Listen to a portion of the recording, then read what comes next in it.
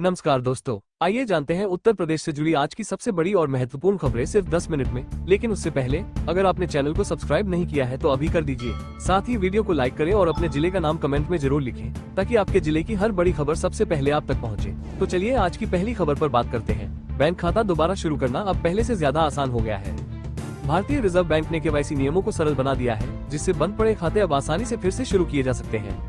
अब खाता धारक को उसी बैंक शाखा में जाने की जरूरत नहीं जहां खाता खोला गया था। KYC किसी भी शाखा से कराया जा सकता है। रिजर्व बैंक ने वीडियो कॉल के जरिए KYC की सुविधा भी शुरू कर दी है, जिसे वीडियो ग्राहक पहचान प्रक्रिया कहा जाता है। ये सुविधा खासकर बुजुर्गों, विदेश में रहने वालों और ग्रामीण क्षेत्र के लोगों के लिए बेहद मददगार साबित होगी। अब अगर किसी का KYC पेंडिंग है तो भी वो लेन देन कर सकता है और बैंकिंग प्रतिनिधि भी KYC अपडेट कर सकते हैं। बैंक को अब ग्राहकों को कम से कम 3 बार जानकारी देकर KYC अपडेट की सूचना देनी होगी। चलिए इसी के साथ देखते हैं अगली खबर को। यूपी में स्कूल की छुट्टियों को लेकर आया है बड़ा फैसला और मौसम ने भी बदली करवट। अब सरकारी प्राइमरी स्कूल 30 जून तक बंद रहेंगे और बच्चों की पढ़ाई 1 जुलाई से शुरू होगी। गर्मी की गंभीर स्थिति को देखते हुए योगी सरकार ने यह फैसला लिया है, जबकि शिक्षकों को 16 जून से स्कूल आना होगा। उधर प्रदेश के 13 शहरों में बारिश हुई, जिससे थोड़ी राहत जरूर मिली, लेकिन कुछ जगह तूफान से तबाही भी मची। फर्रुखाबाद में तेज हवाओं के साथ बारिश ने मंडियों में सब्जियां तक बहा दी। वहीं लखीमपुर में सड़कों पर पानी भर गया। मौसम विभाग ने प्रदेश के 35 जिलों में आंधी और बारिश का अलर्ट जारी किया है, जबकि 25 जिलों में हीटवेव बनी हुई है। झांसी में तापमान रहा सबसे अधिक, जहां पारा 44.7 डिग्री तक पहुंच गया और हीटवेव से अब तक 8 लोगों की जान जा चुकी है। प्रतापगढ़ और लखनऊ में गर्मी के चलते कर्मचारियों की मौत की खबरें आई हैं, जबकि कन्नौज में बच्चों ने ट्रॉली को बना दिया स्विमिंग पूल। चलिए इसी के साथ देखते हैं अगली खबर को। कामकाजी महिलाओं को मिलेगी राहत, यूपी में बनेंगे 7 नए हॉस्टल। योगी सरकार ने कामकाजी महिलाओं के लिए बड़ा कदम उठाया है। यूपी के 6 शहरों में बनाए जाएंगे 7 नए हॉस्टल। गोरखपुर, झांसी, प्रयागराज, वाराणसी, आगरा में 1 और कानपुर में 2 हॉस्टल बनेंगे। प्रत्येक हॉस्टल में 500 महिलाओं के रहने की सुविधा होगी और इसमें डबल सिंगल रूम, सिक्योरिटी और अन्य सुविधाएं भी होंगी।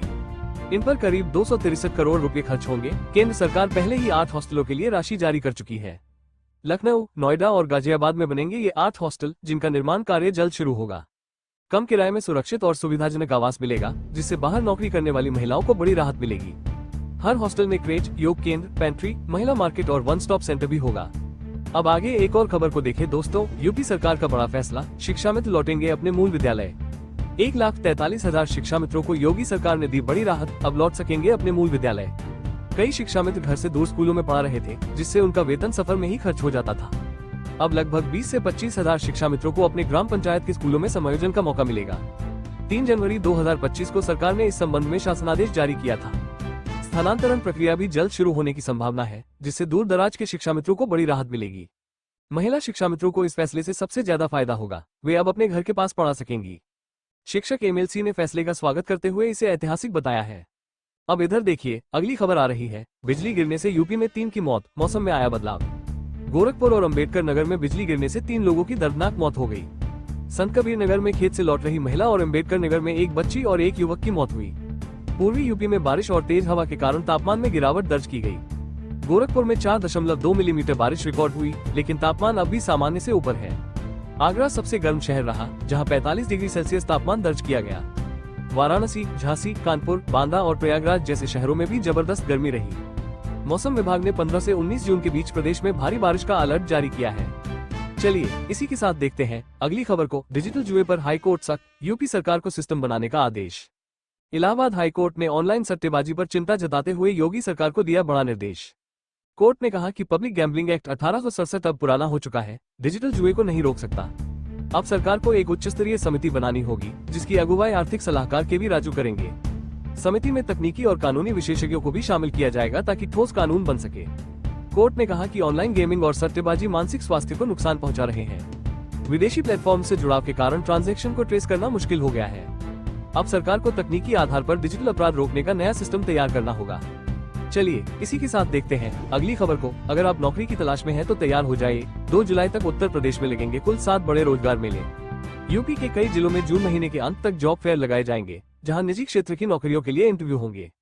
इन मेलों में शामली, भदोही, जालौन, जौनपुर, लखनऊ और आगरा जैसे शहरों में युवाओं को जॉब पाने का मौका मिलेगा। रोजगार संगम की वेबसाइट पर रजिस्ट्रेशन करवाकर कोई भी युवा इन मेलों में हिस्सा ले सकता है।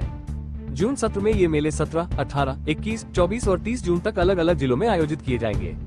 इन मेलों में फ्रेशर्स के साथ साथ अनुभवी अभ्यर्थियों को भी अच्छे जॉब्स मिल सकते हैं। इसका पूरा शेड्यूल रोजगार संगम.up.gov.in वेबसाइट पर उपलब्ध है। जहां जाकर सारी जानकारी मिल सकती है। अब आगे एक और खबर को देखें दोस्तों। गोरखपुर में व्यापारी पर जानलेवा हमला करने वाला कुख्यात माफिया सुधीर सिंह अब पहुंचा कोर्ट। यूपी पुलिस की 68 माफियाओं की लिस्ट में शामिल सुधीर सिंह ने लखनऊ की अदालत में आत्मसमर्पण कर दिया। कोर्ट ने उसे न्यायिक हिरासत में भेज दिया है और अब वो जेल में रहेगा। 27 मई की रात सुधीर सिंह ने लोहे की रॉड से व्यापारी अंकुर शाही पर किया था जानलेवा हमला। इस घटना के बाद खजनी थाने में उसके खिलाफ हत्या की कोशिश और चुनावी रंजिश जैसी धाराएं दर्ज की गई थी। वहीं बिकरू कांड में घायल हुए पुलिसकर्मियों को दिए गए पैसे वापस करने का फरमान जारी हुआ है।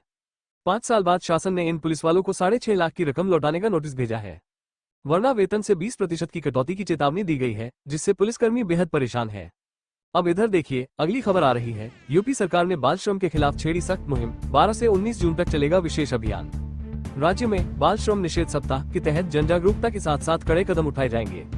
इस अभियान का समापन 19 जून को राजधानी लखनऊ में होगा और यूनिसेफ इसका साझेदार होगा। श्रम मंत्री अनिल राजभर ने कहा कि यह अभियान बाल श्रम को खत्म करने की दिशा में मजबूत कदम है। स्विट्जरलैंड में भारत का प्रतिनिधित्व कर चुके मंत्री ने कहा कि भारत में सामाजिक सुरक्षा अब 64.3% तक पहुंच गई है। प्रधानमंत्री नरेंद्र मोदी के विजन से प्रेरित ये प्रगति अंतर्राष्ट्रीय मंचों पर भी सराही गई है। अंतर्राष्ट्रीय श्रम संगठन ने भी भारत के सामाजिक सुरक्षा मॉडल को मान्यता दी है। सरकार चाहती है कि प्रदेश में हर बच्चा शिक्षा और सुरक्षा के अधिकार के साथ बड़ा हो। चलिए इसी के साथ देखते हैं अगली खबर को। 5 साल बाद फिर से शुरू हो रही कैलाश मानसरोवर यात्रा। यूपी सरकार ने किए भव्य इंतजाम। 15 जून को पहले जत्थे को गाजियाबाद से झंडी दिखाकर रवाना करेंगे पर्यटन मंत्री जयवीर सिंह। कोरोना काल के चलते रुकी यह तीर्थ यात्रा अब 25 अगस्त 2025 तक चलेगी। हर जत्थे में 50 तीर्थयात्री होंगे जो लिपुलेख और नाथुला मार्ग से यात्रा पूरी करेंगे। उत्तर प्रदेश सरकार ने गाजियाबाद में वातानुकूलित कैलाश मानसरोवर भवन बनवाया है। इस भवन में 288 यात्रियों के ठहरने और सभी सुविधाएं एक जगह मुहैया कराई गई है। यात्रा का संचालन उत्तर प्रदेश राज्य पर्यटन विकास निगम लिमिटेड द्वारा किया जाएगा। सरकार ने श्रद्धालुओं की सुविधा को ध्यान में रखते हुए यात्रा को आदर्श मॉडल में तब्दील कर दिया है। अब इधर देखिए अगली खबर आ रही है। फिन एलेन ने ठोका तूफानी शतक। 34 गेंदों में रचा इतिहास। अमेरिका में मेजर लीग क्रिकेट का पहला ही मुकाबला बना ऐतिहासिक। न्यूजीलैंड के फिन एलेन ने सिर्फ 34 गेंदों में बना डाला सबसे तेज शतक। 21 चौकों की जगह 19 छक्के ठोककर गेंदबाजों की हालत की पतली। क्रिस गेल, निकोलस पूरन और वैभव सूर्यवंशी का रिकॉर्ड टूटा एक झटके में। फिन एलेन ने मात्र 51 गेंदों में बनाए 151 रन। इस पारी से मेजर लीग क्रिकेट 2025 की शुरुआत धमाकेदार हो गई। अब आगे एक और खबर को देखें दोस्तों। MLC 2025 कौन है किस टीम का कप्तान, जानिए पूरी स्क्वाड। मेजर लीग क्रिकेट की 6 टीमों ने घोषित किए अपने कप्तान और खिलाड़ी। ग्लेन मैक्सवेल वॉशिंगटन फ्रीडम के बने नए कप्तान। स्टीव स्मिथ की जगह निकोलस पूरन को MI न्यूयॉर्क की कप्तानी सौंपी गई। फाफ डू प्लेसिस करेंगे टेक्सास सुपर किंग्स की अगुवाई। सिएटल ओरकास की कमान हेनरिक क्लासन और यूनिकॉर्न्स की कोरी एंडरसन के हाथ। हर टीम की स्क्वाड में विश्वस्तरीय नामों के साथ युवा खिलाड़ियों की भरमार। चलिए इसी के साथ देखते हैं अगली खबर को। भारत बना दूसरा सबसे बड़ा सामाजिक सुरक्षा प्रदाता देश। प्रधानमंत्री मोदी की नीतियों से बड़ी देश में सामाजिक सुरक्षा की पहुंच। 2015 में सिर्फ 19% थी सुरक्षा कवरेज, अब हुई 64%। राज्य मंत्री राजभर ने दी जानकारी, कहा गरीबों के लिए बना है ये मॉडल। अंतर्राष्ट्रीय श्रम संगठन ने भी भारत की प्रगति को दी मान्यता। अब भारत के 400 करोड़ नागरिक हैं सामाजिक सुरक्षा से जुड़े। ILO के प्रमुख ने भी PM मोदी की योजनाओं की तारीफ की। अब इधर देखिए अगली खबर आ रही है। यूपी को रेलवे की नई सौगात, शुरू होगी Pilibhit Shahjahanpur passenger train. Double engine सरकार ने उत्तर प्रदेश को दी बड़ी सौगात। पीलीभीत और शाहजहांपुर के बीच चलेगी पैसेंजर ट्रेन, रुकेगी 16 स्टेशनों पर। ट्रेन नंबर 55,363/64 अंत्योदय की भावना को दर्शाएगी। केंद्रीय मंत्री जितिन प्रसाद ने दी जानकारी, प्रधानमंत्री को जताया धन्यवाद। नई ट्रेन से तराई क्षेत्र के व्यापार और रोजगार को मिलेगा बढ़ावा।